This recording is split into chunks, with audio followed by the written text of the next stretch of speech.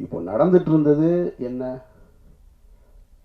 இறைவன் மிகப்பெரியவன் திரைப்படத்தின் தயாரிப்பாளர் என்னோடு உறவாக இருந்தவர், நான் தம்பி என்று பொதுவெளியில் அன்போடு அழைத்தவர் ஒரு பெரிய குற்றச்சாட்டில் அவர் பின்னணியில் வச்சுருக்காங்க.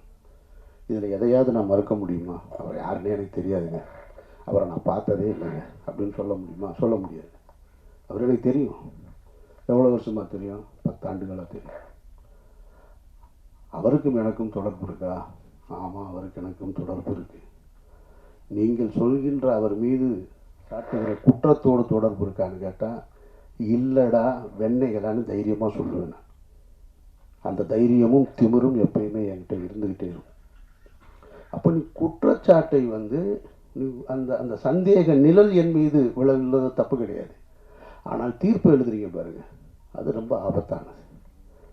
அந்த தீர்ப்பை எழுதுவதற்கு உங்களுக்கு யார் அந்த அதிகாரம் கொடுத்தது? நீதிமன்றமா?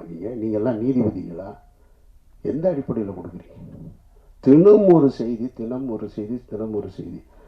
அமீர்ன்றது 2007 பருத்திவரனை முடிச்சுட்டு அன்றைக்கு கமல் சார் படம் பண்ணணும்னு சொன்னார், ரஜினி சார் படம் பண்ணணும்னு சொன்னார். நான் ஹீரோக்களோடு பயணிக்காமல் நான் ஒரு பாதையை தேர்ந்தெடுத்து நான் எனக்கான வாழ்க்கையை வாழணும்னு வாழ்ந்துட்டு இருக்கேன். பணம் சம்பாதிப்பதா எனக்கு நோக்கம். சாவர் ஒருத்தன் தான் தமிழ்நாட்டிலே பணக்காரனா? நான் கேட்குறேன். என்னென்னமோ சொல்கிறான். ஒரு வரமுறை வேணாமா? அவர் போடுற டிஷர்ட் 5000 ரூபாங்க. சாப்பர் வந்ததுக்கு அப்புறம் தாங்க அவர் வாழ்க்கை அப்படி ஆச்சு. டேய், அவன் வந்தது எனக்கு 2014. நான் 2004 படம் எடுத்தேன் தெரியுமா? ராம்னு ஒரு படம். இதே பழனியப்பன் தான் சொன்னார் அவருடைய ஒரு நிகழ்ச்சியில். எனக்கு தெரிஞ்சு தமிழ்நாட்டில் யாரும் செய்ய மாட்டாங்க. விரும்பாண்டி படம் திரைப்படத்தை பார்க்கறதுக்காக ராம் ஷூட்டிங்கை நிறுத்திட்டு கீழே மதுரை அம்பியா தேட்டரில் விரும்பாண்டி படத்தை பார்த்துட்டு போய் 2 லட்ச ரூபா செலவு பண்ணுவேன் நான். என்னை பற்றி என்ன தெரியும் உங்களுக்கு? அவர் வந்த நம்ம திரைத்துறைக்கு வந்திருக்கோம். திரைத்துறைக்கு வந்தவுடனே என்ன செய்வோம்? தொடக்க காலகட்டத்தில் எப்படி கஷ்டப்பட்டோம் அவர் சொன்னார் இல்லையா? அதுபோல் நான் சென்னையில் எக்மோரில் படுத்திருந்தேன், நானும் பாலாவும். அங்கே கஷ்டப்பட்டோம், இங்கே கஷ்டப்பட்டோன்னொடனே இவங்க நினச்சிடாங்க பஞ்சம்புழைக்க வந்தவங்க. பஞ்சம்புழைக்க வந்தவர்கள் இல்லை, சினிமாவின் மீது ஏற்பட்ட விருப்பத்தினால் வீட்டில் காசு வாங்காமல் சுயமரியாதையோடு ஓடி வந்தவங்க நாங்கள். இதை பலமுறை சொல்கிறேன். பலமுறை சொன்னவுடனே நான் ஒரு நேர்காணலில் சொல்கிறேன், இல்லைங்க இந்த மாதிரி இருக்குது, இல்லை அவரோட நீங்கள் இங்கே தொடர்பு. ஆமாம் இருக்குது. உங்களுக்கு எப்படி வருமானம் வருதுன்னா, இவங்க என்ன இன்கம் டேக்ஸ் ஆஃபீஸரா? இடி டிபார்ட்மெண்ட் ஆவீங்க, இவங்களுக்கு நான் வருமானத்தையும் சொல்லணுமா? இது என்ன நியாயம் இருக்குது? ஒருத்தர் குற்றவாளி, குற்றம் சாட்டப்பட்டவர், அவரோட நீங்கள் தொடர்பில் இருந்திருக்கீங்க, உங்களுக்கு அவருக்கு என்ன இருக்குது அப்படின்னு கேட்டால் பதில் சொல்ல போகிறோம். அவ்வளோதான். நான் என் கூட பிறந்த அண்ணன் இன்னைக்கு கான்ட்ராக்டராக இருக்கார், ஒரு அண்ணன் லாயராக இருக்கார். அவர்கள் சொத்து வாங்கினா கூட நீங்கள் எப்படி வாங்கினு போய் கேட்பேன் நான். எங்கள் அண்ணன் கான்ட்ராக்டர் என்ன கான்ட்ராக்டர்னு கேட்டால் இப்போ அவர் என்ன டெண்டர் எடுத்திருக்காருன்னு கேட்டால் எனக்கு தெரியாது. இன்னொருத்தருடைய விஷயத்தை தெரிஞ்சுக்க வேண்டிய அவசியம் எனக்கு எங்கே இருக்குது? அது எது தேவையா எனக்கு? பழனியப்பன் சொன்னது மாதிரி நானும் அவரும் ஜனாவும் பேசியிருக்கோம். எதையாவது பேசியிருக்கோமா? நீங்கள் என்ன பண்ணுறீங்க, நீங்கள் என்ன பண்ணுறீங்க, அதெல்லாம் எங்கள் வேலை கிடையாது. நான் எப்படி இருக்கிறேன்? நான் ஒரு இறை நம்பிக்கையோடு இருக்கேன். அவர் ஒரு பெரியாரிஸ்டாக இருக்கார், ஜனநாதன் ஒரு கம்யூனிஸ்டாக இருக்கார். 3 பேரும் ஒன்றா இருந்தோம். என்றைக்காவது வேறு ஏதாவது நாங்கள் கருத்துக்களை பேசியிருக்கோமா?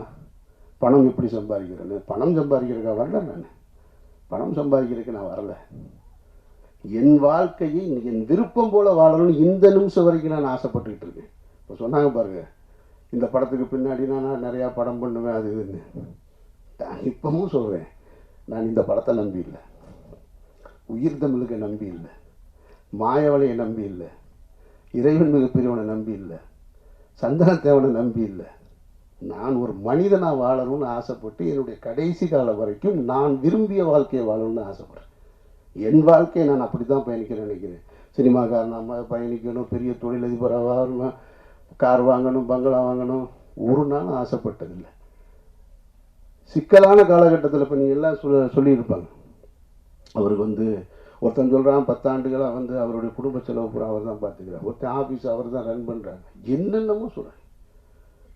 இந்த இருக்கான் எங்கள் அண்ணன் இந்த கூட்டத்துக்குள்ள எங்கேயோ உட்காந்துருக்கான். அவன் கேட்குறான், என்னைய கடந்த 10 நாள் நான் என்ன செஞ்சிட்ருக்கேன் தெரியுங்களா? டெல்லி விசாரணை, என்சிபி விசாரணை, இடி விசாரணை, இதுக்கு நடுவில்லாம் தினம் ஏதாவது ஒரு கடைக்கு போய் பர்ச்சேஸ் பண்ணிக்கிட்டே இருக்கேன். ஒரு 4 ஜீன்ஸ் வாங்க, 4 சட்டை வாங்க, 4 ஜீன்ஸ் வாங்க, சட்டை வாங்க. கேட்டான், என்ன அந்த சட்டை டெய்லி போகிறீங்க, ஏதாவது வாங்கிட்டு வரீங்க, என்ன பண்ணுறதுன்னு தெரில. குடிக்கிற பழக்கம் இருந்தால் குடிக்கலாம், இல்லை வேறு எங்கேயாவது ஒரு அவுட்லெட் இருந்தால் அங்கே போகலாம். ஒன்றும் கிடையாது. நான் போகிறேன் வாங்குறேன் வர்றேன். இன்னொருத்தரை நம்பி, இன்னொருத்தருடைய பணத்தை நம்பி, அதுவும் குற்ற பின்னணியோடு இருக்கிறவரோட நம்பி வாழ வேண்டிய நிர்பந்தம் எனக்கு ஏற்படும். அப்புறம் இந்த யூடியூப்பில் நான் பார்த்த விஷயங்களை பார்க்கும்போது எனக்கு என்னென்னா, கொஞ்ச நாளைக்கு இதை பார்க்காம இருக்கிறது நிம்மதியாக இருக்குன்ட்டு. ஒருத்தன் கூட உண்மை பேசலாங்க. அதுதான் பெரிய கொடுமை. சொல்கிறது பூரா பொய் பொய் பொய் பொய், அவ்வளவுமா பொய். ஏதாவது 1-2 ஒருத்தன் சொன்னான், எனக்கு சோர்ஸ் டெல்லியிலேருந்து வந்துருச்சுட்டான். சோர்ஸ் வருதுன்றான். எனக்கு சம்மன் வந்ததே பல பேருக்கு தெரியாது. அதை என்னோட வக்கீல் வெளியே சொன்னதுக்கப்புறம் தான் தெரியும். ஆனால் இவன் சொல்கிறான் சோர்ஸ் நான் அவர் ஒரு 2 பேர் உட்காந்துக்கிறாங்க. கேட்டால் அவங்கெல்லாம் புலனாய்வு புலிகிறான். ஒரு 2 பேர் உட்காந்துக்கிறான். எதுக்கு ஒரு கேள்வி கேட்குறாரு. இவர் வந்து மடியில் 2 பேப்பர்ஸாக வச்சுருக்கேன். அப்படி எடுத்து பார்த்துட்டு, அப்படியா அவனுக்கு வந்திருக்கா, அது என்னன்னு நான் சொல்கிறேன், எனக்கு ஒரு ஆள் மாதிரி தான் சொன்னாங்க, அப்போ நான் நைட் டெல்லியில் பேசிட்டு சொல்கிறேன் அப்படின்ட்டான். சரி, உண்மையிலே டெல்லியிலேருந்து உனக்கு சோர்ஸ் இருக்கும் போல இருக்குன்னா, அவனுக்கு தேனியில் அரெஸ்ட் பண்ண போகிறதே தெரியல. அதுதான் பெரிய கொடுமை. சரி, மடியில் 2-4 பேப்பர் இருக்குது, என்னடா பரட்டி பார்த்து ஏதோ சொல்கிறான் போல இருக்குது. சரி, ஏதோ இதிலிருந்து வந்திருக்கும் போல இருக்கு, இருக்கலாம் இல்லையா. ஏதோ காவல்துறையில் இருந்ததாக சொல்கிறாங்க, ஏதோ உளவுத்துறையில் இருந்ததாக சொல்கிறாங்க. உண்மையிலே சோர்ஸ்லேருந்து வந்துருக்கு. விசாரணை பார்த்தா அவர் படித்து சொன்னது தினமலர் பேப்பர். ஐய, இவ்வளவு அபத்தமாக இருக்கும். இதை தினம் 2 லட்சம் பேர் பார்க்கலாம். அதுதான் பெரிய கொடுமை. ஒரு பொய் செய்தியை தினம் 2 லட்சம் பேர் நீங்கள் பார்த்து, அதில் கீழே பார்த்தீங்கன்னா எப்போ அமீரை கைது செய்வீங்க, எப்போ அமீரை கைது செய்வீங்க. இப்போ கடைசியாக நேற்று ஒருத்தன் கேட்டிருக்கான், ஏங்க நாங்கள் 3 மாதமாக வெயிட் பண்ணுறோம், அமீரை கைது பண்ணவே மாட்டேங்க. இப்போ அவன் அவ்வளவு ஆவலாக இருக்கான் என் மேலே. சரி, நான் என்ன கைது, நான் என்ன சிறைக்கு என்ன புதுசா? சிறைக்கு போக அப்பவும் தயாராக இருந்தேன், இப்பவும் தயாராக இருக்கேன். ஆனால் நான் வெறுக்கிற ஒரு குற்றத்தில் என்னை தொடர்புபடுத்துவதை நான் கொஞ்சம் கில்ட்டியாக ஃபீல் பண்ணுறேன். செய்திகளை உடனுக்குடன் தெரிந்து கொள்ள உடனே சப்ஸ்கிரைப் பண்ணுங்க.